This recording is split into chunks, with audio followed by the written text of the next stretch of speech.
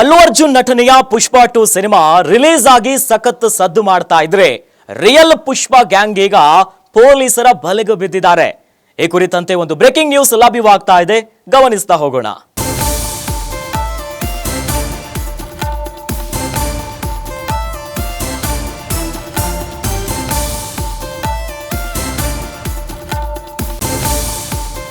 ಕಾಕಿ ಬಳೆಗೆ ರಕ್ತ ಚಂದನ ಸ್ಮಗ್ಲರ್ಗಳು ಒಬ್ಬರಲ್ಲ ಇಬ್ಬರಲ್ಲ ಬರೋಬ್ಬರಿ 49 ಮಂದಿಯನ್ನ ಸೆರೆ ಹಿಡಿಯಲಾಗಿದೆ.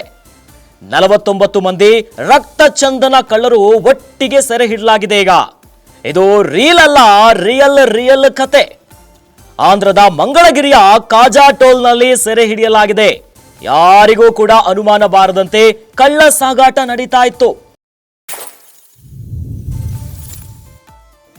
ಪೇಪರ್ ಬಂಡಲ್ಸ್ ಮಧ್ಯೆ ರೆಡ್ ಸ್ಯಾಂಡಲ್ಗಳ ಸಾಗಾಟ ನಡೀತಾ ಇತ್ತು. ಚೆನ್ನೈನಿಂದ ಅಸ್ಸಾಂಗೆ ತೆರಳುತ್ತಿದ್ದಂತಹ ರಕ್ತ ಚಂದನವಿದ್ದಂತಹ ಟ್ರಕ್ಗಳು, ಕೋಟಿ ಬೆಲೆ ಬಾಳುವಂತಹ ರಕ್ತ ಚಂದನ ಮರಗಳಿದ್ವು.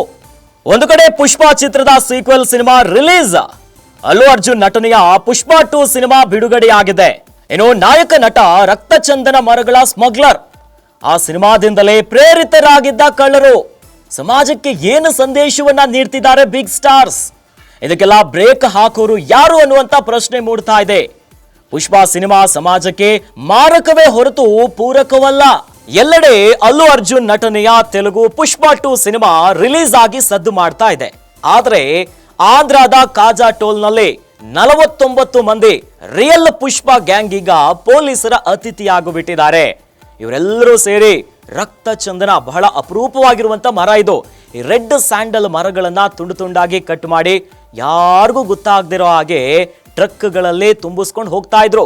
ಅದು ಕೂಡ ಪೇಪರ್ ಬಂಡಲ್ಸ್ ಗಳ ಮಧ್ಯೆ. ಅನುಮಾನ ಬರಲೇಬಾರದು, ಪೊಲೀಸರಿಗೆ ನಾವು ತಗ್ಲಾಕೊಳ್ಳಲ್ಲ.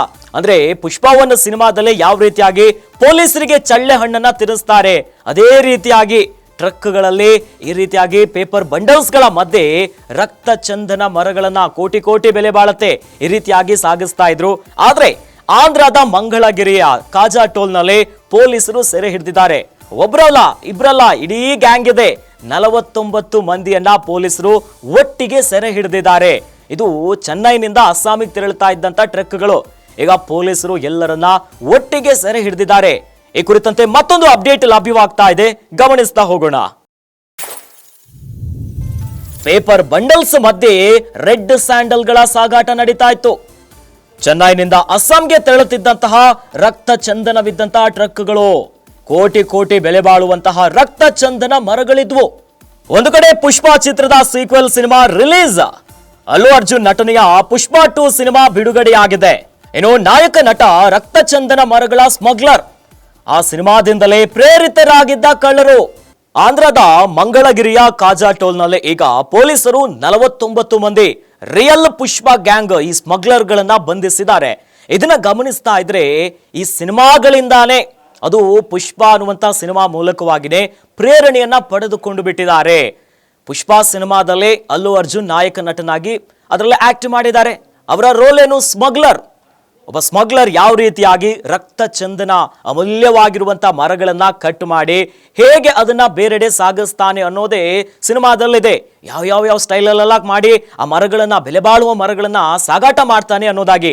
ಅದೇ ರೀತಿಯಲ್ಲಿ ಕೋಟಿ ಬೆಲೆ ಬಾಳುವಂತಹ ರೆಡ್ ಸ್ಯಾಂಡಲ್ಗಳನ್ನ ಈ ರೀತಿಯಾಗಿ ಟ್ರಕ್ ಅಲ್ಲಿ ಸ್ಮಗ್ಲಿಂಗ್ ಅನ್ನ ಮಾಡ್ತಾ ಇದ್ರು. ಆದ್ರೆ ಸದ್ಯ ಇವರೆಲ್ಲ ಪೊಲೀಸರ ಅತಿಥಿ ಆಗಿದ್ದಾರೆ. ಆದ್ರೆ ಹಲವು ಪ್ರಶ್ನೆಗಳು ಮೂಡುತ್ತೆ. ಈ ರೀತಿಯಾಗಿ ಸಿನಿಮಾದಲ್ಲಿ ಸ್ಮಗ್ಲಿಂಗ್ ಗಳನ್ನ ವಿಜೃಂಭಣೆ ಮಾಡೋದ್ರಿಂದ ಯಾವ ಸಂದೇಶ ಹೋಗುತ್ತೆ ಜನರಿಗೆ? ಹಿಂದೆಲ್ಲ ಕನ್ನಡದ ನಟರು ಒಂದೊಂದು ಸಿನಿಮಾ ಮಾಡ್ತಾರೆ ಅಂತಂದ್ರೆ ಜನ ಅದನ್ನ ಎಷ್ಟು ಯಾವ ರೀತಿಯಾಗಿ ಒಪ್ಕೊಳ್ತಾ ಇದ್ರು. ಡಾಕ್ಟರ್ ರಾಜ್ಕುಮಾರ್ ಅವರ ಸಿನಿಮಾವನ್ನ ನೋಡಿ ಭಾಷಾ ಅಭಿಮಾನ, ನಾಡು ನುಡಿಯ ಅಭಿಮಾನಗಳ ಜನರಲ್ಲಿ ಬರ್ತಾ ಇತ್ತು.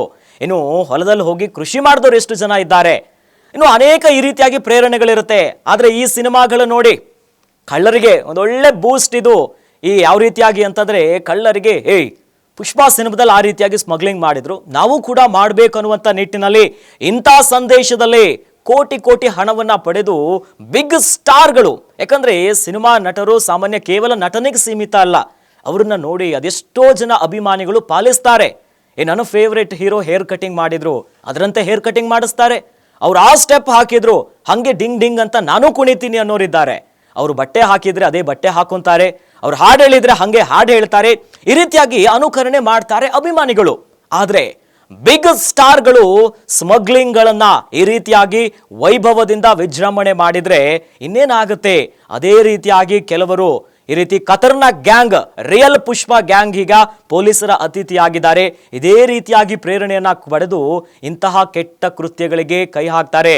ಈ ಮೂಲಕವಾಗಿ ಪುಷ್ಪ ಸಿನಿಮಾ ಇದು ಪೂರಕ ಅಂತವೇ ಅಲ್ವೇ ಅಲ್ಲ, ಇದು ಒಂದು ರೀತಿಯಾಗಿ ಸಮಾಜಕ್ಕೆ ಮಾರಕದ ಸಂದೇಶವನ್ನ ತಲುಪ್ತಾ ಇದೆ.